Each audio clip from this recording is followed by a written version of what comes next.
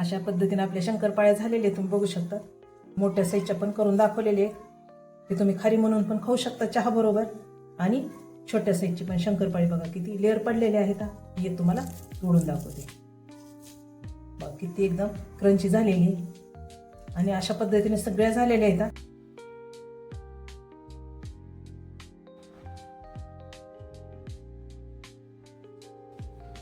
दोन वाटी गव्हाचं पीठ घेतलेलं आहे.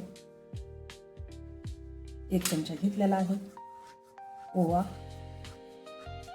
हातावरती बारीक करून घेणार आहे आणि नंतर सगळीकडे पसरून टाकायचा आहे.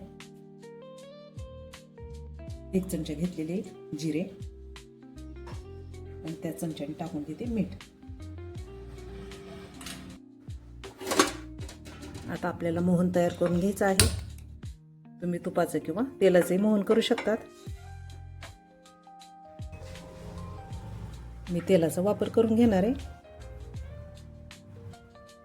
1.5 ते 2 चमचा तेल वापरले. तेल जास्त कडकही करायचं नाही आणि थंडही ठेवायचं नाही. थोडासा हलकासा धूर निघाला की गॅस बंद करून घ्यायचा. तेलाचं मोहन आता पिठामध्ये टाकून घेऊ. हात न वापरता अगोदर सगळं हलवून घेते चमच्याने. तेल आपलं बरंच आता थंड झालंय. आता ह्या पिठाला हाताने चोळून घेते. म्हणजे जे काय गाठी राहिल्या असतील ते आपल्या हाताने फुटून जाते. आपलं पीठ एकसारखं झालेलं आहे. नॉर्मल पाण्याने आता तिंबून घेते.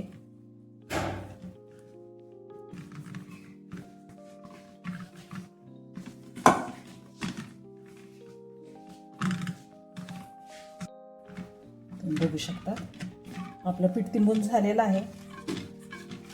जास्त पातळही नाही आणि जास्त घट्टही नाही. याचे आपल्याला आता एकसारखे 8 भाग करून घ्यायचे.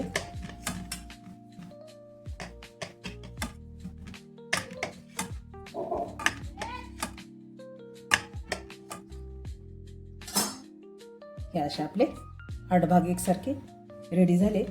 मी कसे गोळे तयार केलेले आहेत ते तुम्हाला दाखवते.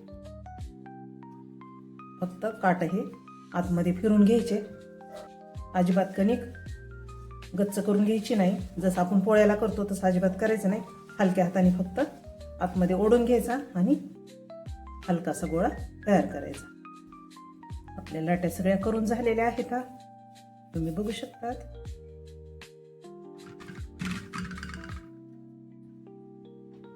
गॅस चालू करून घेते कारण आता तयार करायचं आपल्याला साठा तयार.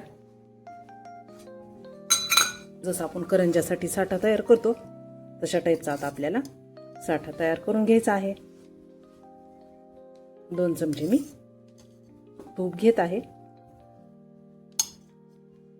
तूप आपलं गरम झालेलं आहे. आता गॅस बंद करून घेते. तेल गरम करून साईडला ठेवलंय. आता साठा करून घेण्यासाठी 2 टेबलस्पून गव्हाचं पीठ घेते.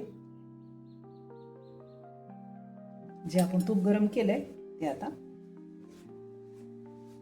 पिठामध्ये टाकून घेते. तेल जास्त गरम नसलं पाहिजे. थोडंसं थंड झाल्यानंतरच तुम्ही पिठामध्ये टाकून घ्या. बऱ्यापैकी आता पातळ झालाय आपला साठा. म्हणजे लावण्यासाठी योग्य आहे. वट्टा बऱ्यापैकी स्वच्छ करून घेतलाय कारण इथंच पोळ्या मला आता लाटून घ्यायच्या. एक साईडला लावण्यासाठी पीठ घेतलं आहे. आपले गोळे रेडी आहेत आणि तयार केलेल्या पोळ्या ठेवण्यासाठी ताट रेडी करून घेतलेलं आहे. ताटामध्ये थोडंसं पीठ टाकून घेणार आहे.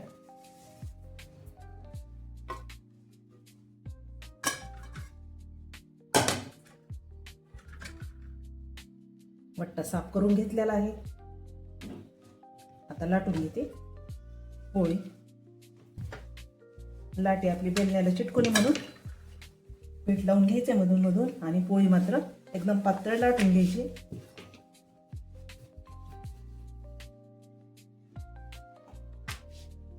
आपल्या पोळीमधून दुसरा हात पण दिसला पाहिजे एवढी आपल्याला पातळ लाटून घ्यायची.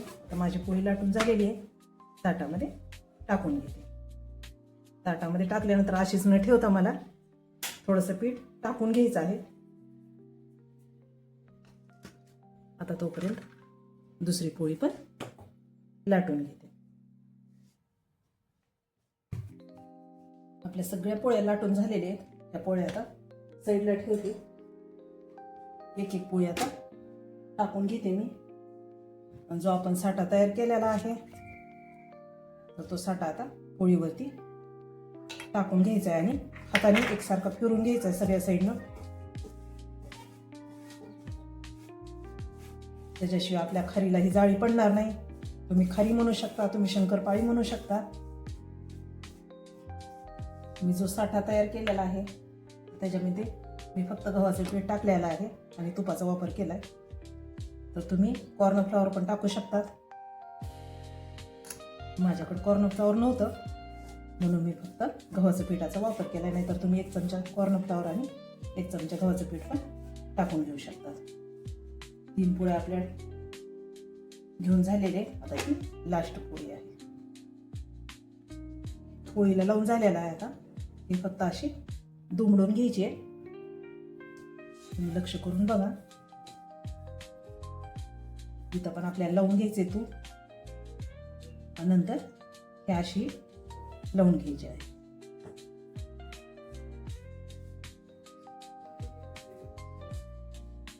राहिलेलं इथं लावून घेतलेला आहे.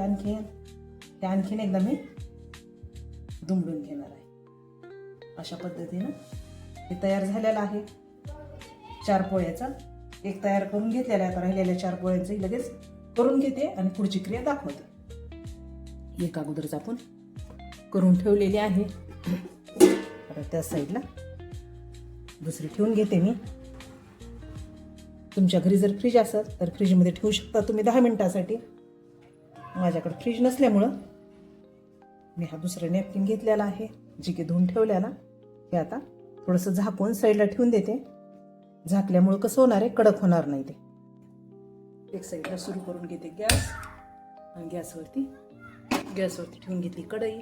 आपल्याला करायचे तेल गरम. आता याच्यामध्ये आपण जेवढं आपल्याला आवश्यक आहे तेवढं टाकून घेणार आहे. तेल जास्त लागत नाही. खूप कमी तेलामध्ये होणारी ही रेसिपी आहे. बऱ्यापैकी आता हे गच्च झालेलं आहे. जे आपण तूप टाकलं होतं याच्यामध्ये ते गच्च होण्यासाठी 10 मिनिट ठेवलं होतं साईडला. आता आपण लाटून घेऊ. जास्त जाडी ठेवायची नाही आणि जास्त पातळी करायची नाही, जेणेकरून साईडचं कट करण्यात येते आणि ती हिस्सा वाया जाऊ नये. त्याच्यामुळं तसाच ठेवलेला आहे मी. तुम्ही बघू शकता.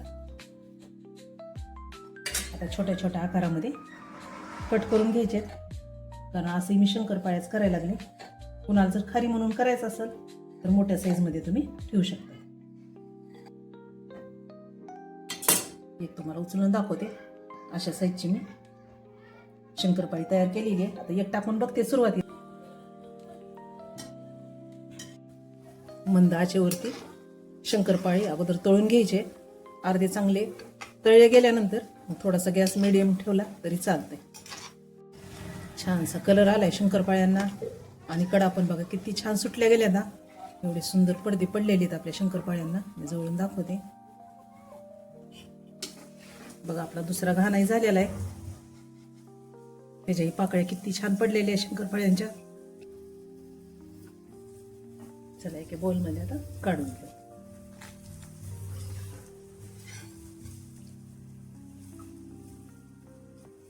कुणाला वाटणार सुद्धा नाही की हे गव्हाच्या पिठाच्या असतील, कारण मैद्याचे किंवा रव्याचे जरी आपण केलो तर एवढे खुसखुशीत आपले शंकरपाळे कधीच होत नाहीत. छोट्या साईजचे करून झालेत माझे शंकरपाळे. आता थोडेसे मोठ्या साईजमध्ये करून गेले.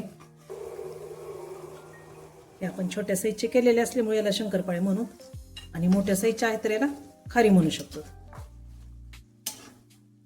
याला पण किती छान असे पडदे सुटले गेलेले आहेत तुम्ही बघू शकता. हे बघा.